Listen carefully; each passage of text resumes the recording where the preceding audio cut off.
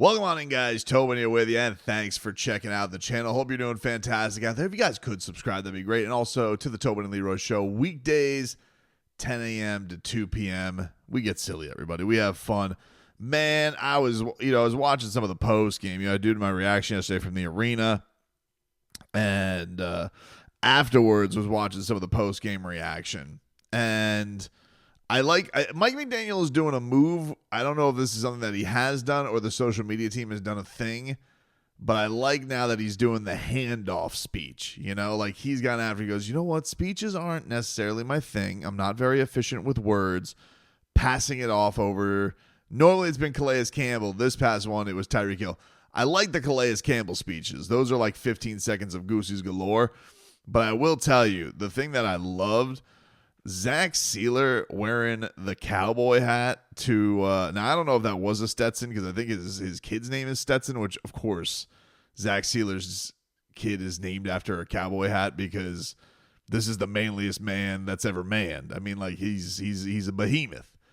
And I love the fact that it was earlier in the year when Mike McDaniel called him his binky, and I saw that Mrs. Sealer put a shirt that had his son on it, and it said to Mike McDaniel, "Get your own binky," which I thought was hilarious. I love Zach Sealer. He is a delight, and if Zach Sealer is on that field, I feel like something's good is going to happen. But we on the other side of the trenches, the tough news today was with Terron Armstead, and he's down right now. He's dealing with this knee thing, and it doesn't sound great. It doesn't sound great. I'm going to say, based on the tone today from Mike McDaniel, it doesn't sound like Terron Armstead is going to be good to go for this game against the Houston Texans, which is a tough blow. And, to be fair, Patrick Paul and the Dolphins offensive line were able to keep Tua clean. He also gets rid of that ball insanely fast. Like, if you guys listen to Jeff Ulbrich, the Jets interim head coach, who kind of looks like a cross between a lumberjack and an off-season Santa, he was basically like bewildered by Tua. He's just like, that ball is out so fast. We couldn't deal with their screens. Everything that he's been healthy this year, he's been like a machine getting rid of the ball, back hit foot, boom, ball is gone. And we also remember Tua's, the whole thing about, it doesn't matter who's in front of me. Because the metrics on the Dolphins blocking, I mean, I'm not, the biggest like PFF junkie in the world, but I look because I'm like, who else is grading offensive linemen, right? And they had Liam Eichenberg and Robert Jones 54th out of 61 guards and 56th out of 61 guards respectively. Which is not great, because I do feel like Liam Eichenberg's one move has kind of become annoy the other team, get a 15-yard penalty, and that's pretty good, because that at least negates one of your holdings or your false start. Like he's going in with some house money, Liam Eichenberg. It's a pretty good strategy by him, by all accounts. And he was talking today, and I was like, he said something, and I'm like, I'm not exactly on the believe in Liam Eichenberg train. I don't know if I ever will be. It's kind of like Jason Sanders. It's like Jason Sanders could kick the next 30 field goals in a row, and I don't know if I'm always going to quite trust him. It's just a squirrely thing. That's a me problem. It's one of those things. I don't mean to be a rat bastard about it. It just is what it is. But he was asked today by the media why he's good at bothering people. Are you good at getting under people's skin? Yeah, I mean, it's kind of seems to be a trend, surprisingly. No, I mean, I really didn't say anything. I think I was just playing through the whistle, trying to stay connected, and I think that's kind of when guys get angry, when you kind of just stay on them. So just trying to stay on my guy, make sure he doesn't make the play, and if I get hit in the face or if something happens, I mean, it's part of the game. It's a physical game, but just trying to block my guy. Man, yeah. I mean, like, look, he's found a superpower. You got to give that to him. Everybody needs to find their niche. Liam Eichenberg is apparently being a huge pain in the ass. Used to be on the fans, and now it's apparently everybody in the trenches. He just apparently bothers. This is his thing now. So, but they've done a good enough job. Like the pass protection has been fine. Tua's definitely shown that elusiveness. He's shown an escapability that's been very, very impressive this year. They lost Austin Jackson, so they're playing with Kendall Lamb. Kendall Lamb's been a delight. But now they got to go into this game against the Houston Texans, and it sounds like they're not going to have Terron Armstead. And yeah, that's a little bit nerve-wracking. And I acknowledge that Patrick Paul is a moose. He's huge. I think he'll be okay. I'm hopeful that he'll be okay. But you have a Texans defense that's got basically 2 10-sack players on their squad, and you're like thinking to yourself, oh man, all right, dude, this is the test right here. This is where everybody is going to be looking at you and being like, hey, can you guys do a job of stopping Hunter and Anderson? Can this be something for this team? Or, is it something to be worried about? Because I do feel like this Texans team that can get after the quarterback, even though Tua's very, very fast at getting rid of the football and has shown it, it's like you always got to be worried about it. You always got to be worried about it in a game where Tua is vulnerable like that, and especially if you're going to put young guys out there. They're very good at takeaways. They are only behind the Minnesota Vikings in interceptions this year, and I think they are plus 10 in takeaways for the season. And, they also have the recipe. Everybody thinks of CJ Stroud's been I think the expectations for him were probably a little too crazy coming into this year. But he's still dangerous. We know that. And Joe Mixon is having a really nice year for them too. So that is, there's certainly some things with this squad that everybody has to go into and be like, all right, acknowledge that this team has got a ton of weapons, especially at running back. They don't, have the squad with Stephon Diggs anymore, but, still has some capable guys, especially with Nico Collins. Dolphins are going to have to buckle up for this one, man. They're going to have to buckle up. And I think that with the Armstead thing, it felt like this was just a matter of time. Like, it did feel like, all right, we started seeing the practices go away and the run production was going down, and you had to just feel like, hey, the guy was starting to play at a certain point where it was having negative repercussions on the team. And mind you, a banged up Terron Armstead is better than a lot of people out there. He's that damn good. But, there's a certain shelf life to him. And that's the unfortunate thing. And then they've known that since they've gotten him here. So now it's up on the rookie's shoulders to go out there and do it. And it's kind of an interesting thing that now we have a situation where if the Dolphins are going to make this run, Chris Greer's drafting is going to be put to the test as much as anything that he's been able to input on this team. He's Job Robinson. We know he's really come along in the second half of this season. He's done a marvelous job. Maybe is going to get Bradley Chubb as some support there along the way.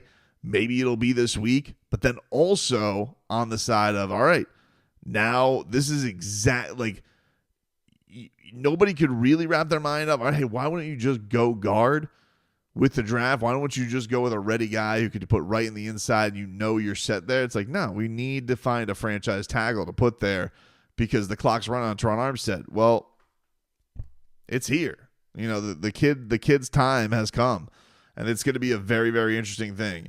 And if you're like looking at what are the things that are going to derail the hope for the Dolphins, I think that the defense probably has everybody the most scared right now because they don't seem to be able to get off the field quickly. All of these drives seem very sustained. And if it's not sustained, there's a mistake along the way. And so I think defense is probably the number one concern. 2 would have to be, for at least me, would be offensive line health. Because I don't know. Like, I don't know how many. What if there's a game where Tua just doesn't? What if they play much better defense and Tua just can't get the ball out as quickly? What if everything doesn't go perfect? What if the system doesn't operate the best? It's kind of like we saw with Green Bay, right? Like it can kind of crumble on them.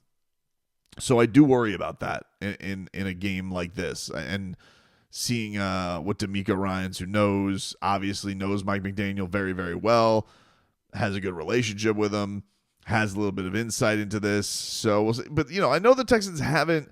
This is not like as the record is pretty decent. This is not. I don't find them to be as impressive a team as the Green Bay Packers. I think this is a winnable game. Certainly it being, a game on the road that's in a dome, like tailor-made for the Miami Dolphins there. Anytime you can put the Dolphins and no elements are a factor, I do think that's a benefit for the Dolphins. I do. I'm not shying away from that. I think it's the absolute truth. So even though they're 8-5 and they've been decent at home, they were in a dogfight with Jacksonville. They just lost to Tennessee. They really in the second half have been kind of not exactly a first prize this season. Looking at what's their most impressive, they beat Buffalo this year, so that's impressive. But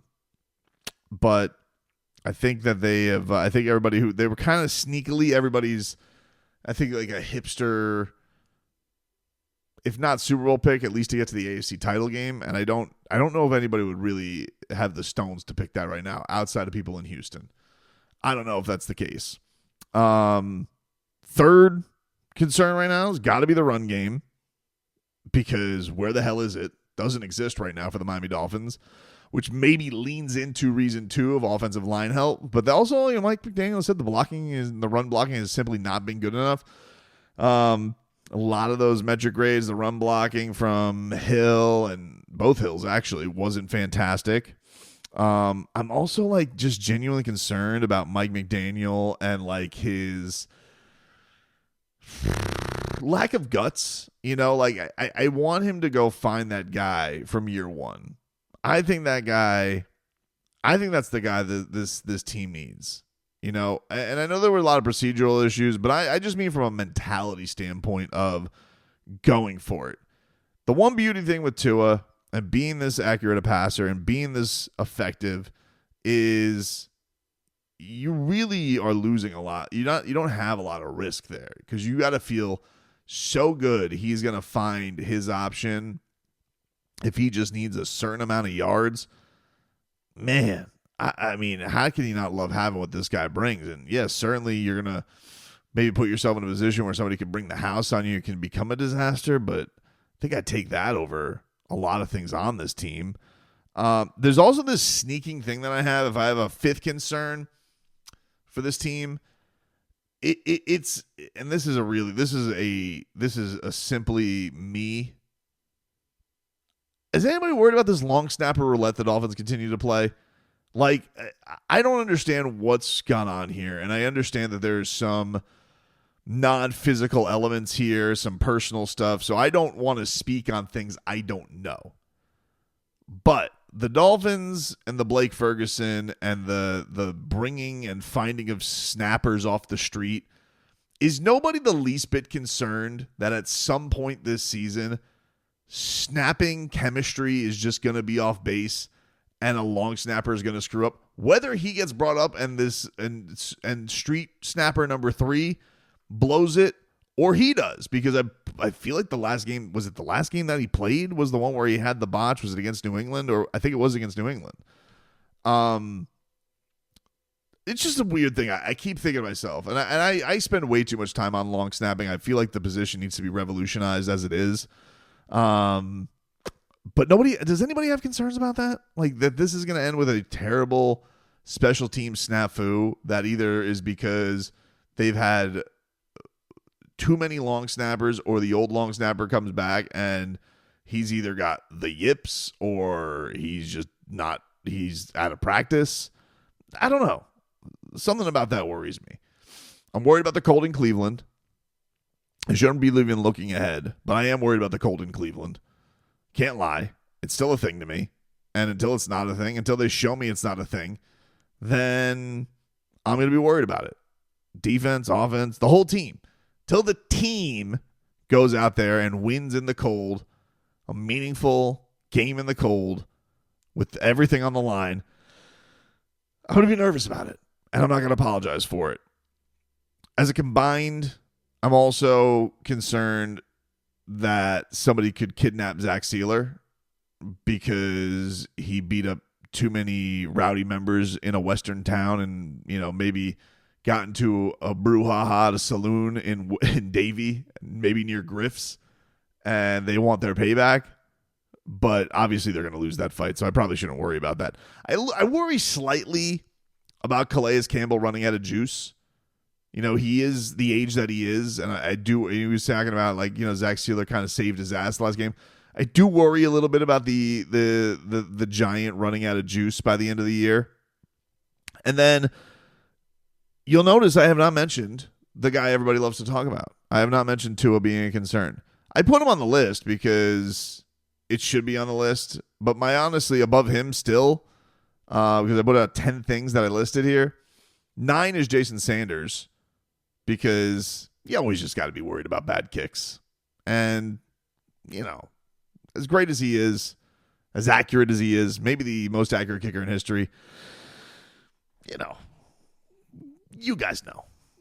And then finally, Tua not showing up when it matters, with big momentum shifts in games, I guess is always going to be in the back of your mind, because and I don't even think, what the thing is I don't even like to call this a concern. It's almost more so as a hope.